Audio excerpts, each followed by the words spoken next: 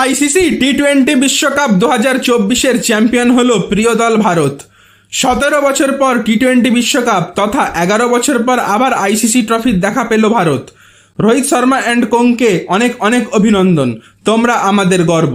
ইতিমধ্যেই সোশ্যাল মিডিয়ায় আপনাদের জানিয়েছি, তাও আরেকবার বলে দিচ্ছি যে ভারতীয় ক্রিকেটের দুই স্তম্ভ রোহিত শর্মা ও বিরাট কোহলি 2024 সালের টি-20 বিশ্বকাপ জয়ের পরেই আন্তর্জাতিক টি-20 থেকে অবসর নিলেন।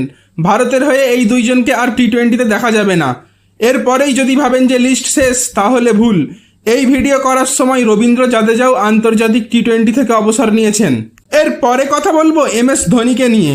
ভারতের এই প্রাক্তন বিশ্বকাপ জয়ী ক্যাপ্টেন বর্তমান বিশ্ব চ্যাম্পিয়ন ভারতীয় দলকে অভিনন্দন জানিয়েছেন। ইনস্টাগ্রামে ধোনি লিখেছেন, ওয়ার্ল্ড কাপ চ্যাম্পিয়ন 2024, আমার হৃদয়ের গতি বেড়ে গিয়েছিল। শান্ত থাকা, নিজেদের ওপর বিশ্বাস রাখা এবং কাজ সমাপ্ত করা তোমরা দারুণ করেছো।